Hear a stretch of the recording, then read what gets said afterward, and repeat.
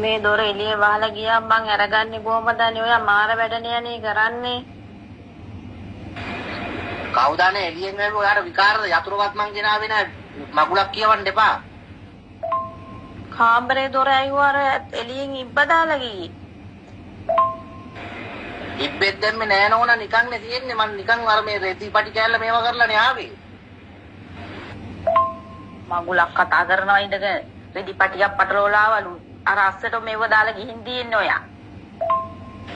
හරි චුට්ටක් ඉන්න මොකක් හරි කරන්නම් කාවරි යවන්නම් ටක් ගාලා ඔතෙන්ට. අයියෝ හැමිනෙනවනේ ඉතින් ඉඳගෙන. මං හැමිනෙන්නේ ඔයානේ යද්දි වර තේරෙන්නේ නැද්ද බබා හුකුන්ද? අනේ ඉතින් පුරුද්දට වෙන්න ඇති අනේ. දොරවල් අරලා දාලා ඉන්නේ නෑනේ යනකොට මගුලක් කියවන්නේ ඔයත් ඉඳගෙන. මොනවාද මේ සසිත්ලගේ පවුල කියනවා පොඩ්ඩක් හිමීට ඇඟිලි දෙක දාලා පොඩ්ඩක් බලන්නලු ඒක නික ලූස් වෙනද ඇරෙනවලු.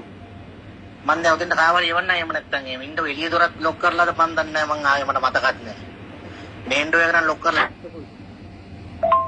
දී දෙකක් ගහගන්න පුළුවන් තමුස්ගේ පුකාසට මගුලක් කියනවා ඉඳගෙන. බඩින්න එපා ඉතින් අනේ බඩින්න එපා ඉන්න චුට්ටක්.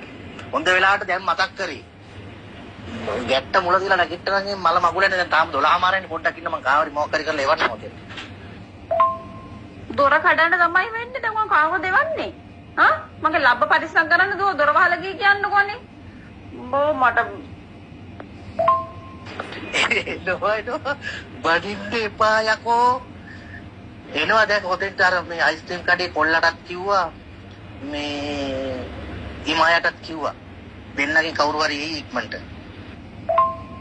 බනින්න එපා කියන්නේ හදිස්සියෙන් මම රෙන්න බර හිර වෙලා නැගිට්ටා. ඒතර මම මේ කාමරේ ගූ යනවනේ. ඉජ්ජකු. හරි දැන් එයි අර කොල්ල එයි දැන් ඉමායටත් කිව්වනේ මම. දැන් තාම රෙන්න බර හැදුන්නේ නෑනේ කාමරේ රෙන්න තාම රෙන්න බර හැදුන්නේ නෑනේ. අර කොල්ල ඇවිල්ලා දොර ඇරියා. අම්මේ ඇති අන්තන් හරි උට තැන්ක් යූ කියලා ඉතින් යවන්න ඉතින් එහෙනම්. ස්තුතියි කියලා යන්න. ඇත්තමයි මම හිතාගෙන හිටියේ මේ රීල තමුසගේ කොට්ට උඩින් බෙට්ට තියලා එන්න.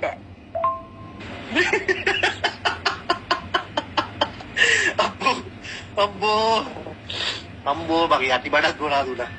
නෑ නෝනා ඒක මේ අමතක වීමක්වත් මොකක්වත් නෙමෙයි ඒක මං හිතන්නේ අර පුරුද්දද කොයිද ඒ කියන්නේ මමනේ සාමාන්‍යයෙන් අන්තිමට වැඩට එන්නේ. ඒක මම දොරවල් වහලා කරලානේ ඉන්නේ. අර පුරුද්දට දොර වැහුවා ඔයා ඇතුලේ කමට තමයි ලොක් එක දාන්න මේ ඉබ්බ දාන්න නැතුව නිකන් කොණ්ඩි පට්ටම විතරක් දාන්න. ඇවිල්ලා තියෙන්නේ.